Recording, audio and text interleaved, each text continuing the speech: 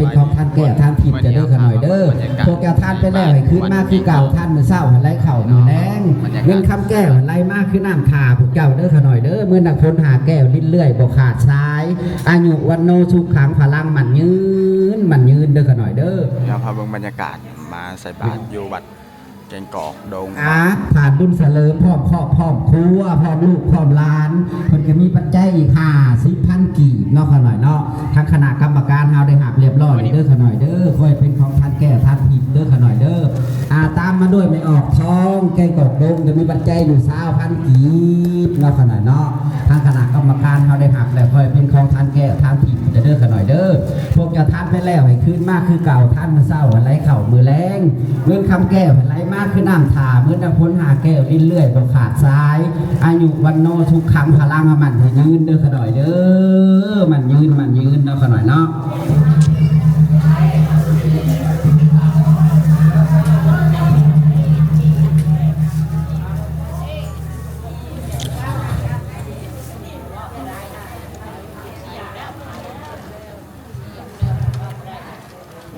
คนมาใส่บาตรออกดวงเนาะขน่อยเนาะแกงกอกดงก็มีปัจจัยอยู่20,000 กี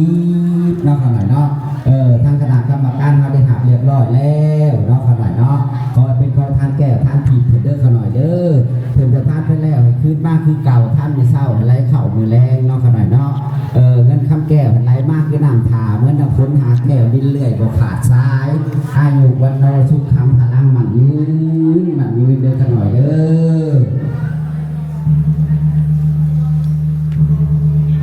เป็นออกนอนเนาะขน่อยเนาะแค่กดเดินพร้อมครอบครัวถึงจะมีปัจจัยอยู่50,000 กีบเนาะขน่อยเนาะ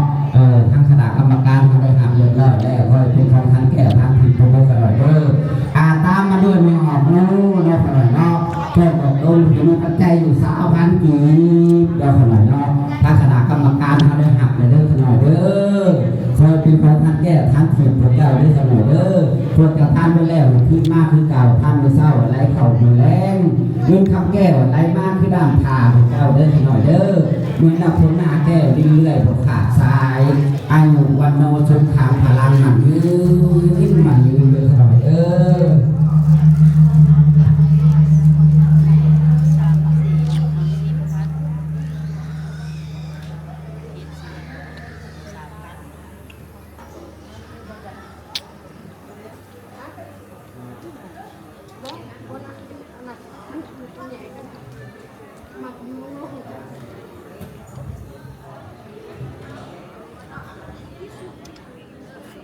จะเราจะขอพิธีมาแล้วสำหรับราศีค่ะเมื่อเราอ้ามราศีเพลงเนาะอ้ามราศีเพลงเลยราศีค่ะราศีครูบาอาจารย์คารวะครูบาอาจารย์คารวะค่ะแต่อ้ามราศีเพลงเลย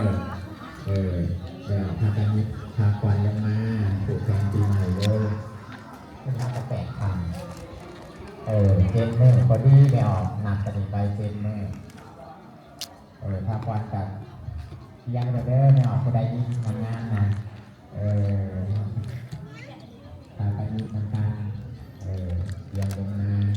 สว่างเขาจะคนที่ไม่ออกเราไหว้กับโมซ่าคนที่เก่งเหมือนกันนะ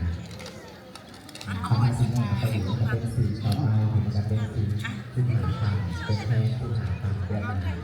แต่ถ้าเอาอะไรที่หาทางเดียวกันเราไว้คนที่เราหน้า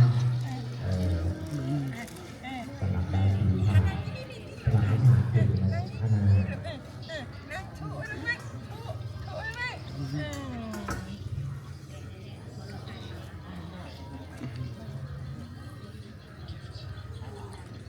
ตอนนี้เป็นเผาแม่เนาะเนาะเป็นเผาแม่เป็นเผาครอบครัว20,000 กีถ้าถึงวันเพ็ญลูกหลานถึงแล้วขนาดนั้นวันนี้ปัจจัยอยู่20,000 กีพอเป็นของท่านแก่จะได้เป็นเผาเด้อท่านก็แลขึ้นมากที่เก่าท่านไม่เท่าไรเข่าอยู่แล้วเงินทำแก่ไรมากก็น้ำทาพวกเจ้าเนาะขนาดนั้นไม่มาคนหาแก่ยิ่งเรื่อยบนขาดทายแล้วก็ดีตามมาด้วยเป็นเผาดอนเนาะขนาดนั้นแต่ตัวนี้ปัจจัยอยู่20,000 กีตอนนี้ยังออกเลยไม่ได้บอกผมเอาไม่ปัจจัยอยู่20,000 กีก็ขนาดนั้นทางคณะกร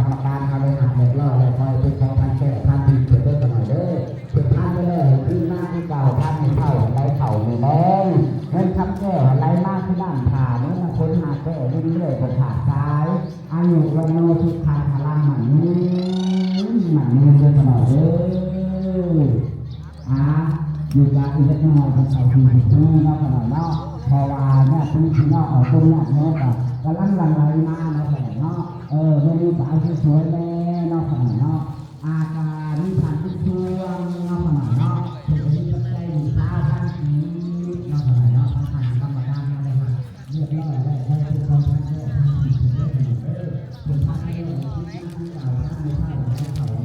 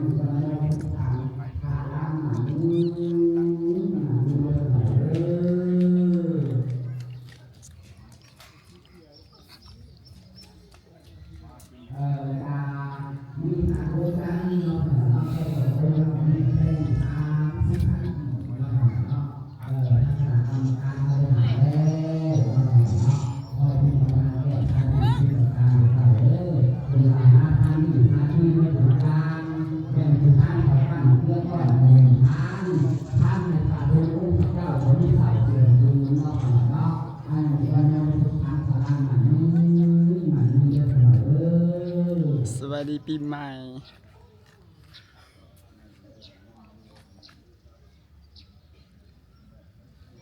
ที่พี่น้องเอาลูกหลานนี่มาหนึ่งเนาะเป็นหนึ่งสำคัญไม่หน่อยได้เป็นหนึ่งสำคัญเมื่อนึงเนาะเนาะมืออื่นเรื่องตลอดเลยอย่าลืมได้มืออื่นเนาะเนาะโต๊ะขาหน้าซ้ายเรื่องตลอดเลยมือโต๊ะขาหน้าซ้ายมือถือห้องซ้ายแล้วเนาะเนาะนั่นแหละโต๊ะขาหน้าซ้ายเนาะมืออื่นเยอะไปเนาะเนาะจะเรื่องอะไรบ้างเนาะที่น้องเอาไปได้เลยเนาะเนาะเอาออกไปห้องซ้ายมีแล้วเนาะที่ซ้ายมีแต่เอาพากันมาโต๊ะเนาะพากันมาโต๊ะออกไปโต๊ะห้องซ้ายว่าโล่งพากันออกไปโต๊ะธรรมดาเพราะว่าเข้ามาในวัดเข้ามาสู่ชุมเนาะเนาะนวดผ่านเลย3-4มื้อเอาอยู่ตรงนี้เนาะคือพ่อนี่ถึงอื่นเนาะมีออกล็อกมาหน่อยเนาะมีใจที่ท่านอีกมาหน่อยเนาะคอยที่มาท่านแก่ท่านที่จะเลิกหน่อยผมท่านแก่คุณมากกล่าวท่านเศร้าใจเข่าอยู่แล้วเนื่องจากแก่ใจมากไม่หนักหนาไม่หนักคุณมากแก่เรื่อยๆขาซ้าย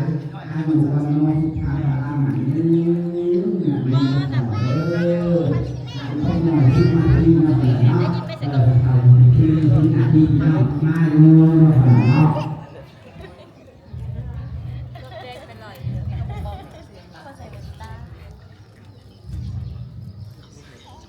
นิกาถ่ายที่พวกได้ซีถึงเอาตัวเลยนะถูกมาสักนิกาใช่ก่อนเนาะเนาะก่อนกระดาษอะไรล่ะสูตรอยู่ที่นั่นเนาะเนาะมีเวลาอ่านไปก่อนเนาะเนาะครอบครัวนางดาวดวงราธิคุณเนาะเนาะครอบครัวทางสีควรดวงราธิคุณ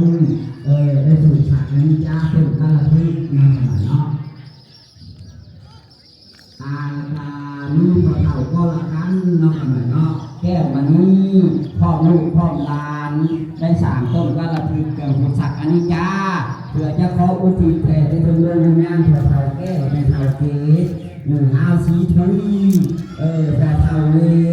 แม่เท่าอื้อเนาะแม่เท่าวิษณีพอเท่านอนตูเสียาพ่อเนาะพร้อมด้วยเจ้ากรรมนายเวรพระดวงมหาพระเด้อกันหน่อยเด้อและการนี้ในเท่านิ่งพ่อลูกพ่อลานเนาะกันหน่อยเนาะเป็นการได้3 ต้นก็เลยถูกเกินรูสักอนิจจาเพื่อจะขออุทิศแผ่ไปถึงลูกเนี่ยแม่เท่าโค้งพ่อเท่าทุกพ่อเท่านอกพ่อด้วยวงศาคณะหน้าเนาะกันหน่อยเนาะเจ้ากรรมนายเวรพระดวงมหาพระเด้อกันหน่อยเด้อและการนี้เท่าร้ายพ่อลูกพ่อลาน ได้3ต้นกันแล้ว โอเคทุกคนตอนนี้เฮาก็ได้พาส้มบัตรทัวร์เลยเนาะตอนนี้เฮาก็จะได้จบคลิปไว้เพียงเท่านี้เนาะใครเข้ามาก็อย่าลืมฝากกดไลค์กด Subscribe ไว้เป็นกำลังใจให้เฮาอีกคลิปต่อไปนึงนะเดี๋ยวเจอกันคลิปหน้าว่าเราจะพาไปเบิ่งหยังอันนี้คือบ้านแกงกอกบ้านแกงกอกเนาะอันนี้โอเคใครเข้ามาอย่าลืมฝากกดไลค์กด Subscribe เดี๋ยวเจอกันคลิปหน้านะทุกคนบ๊ายบาย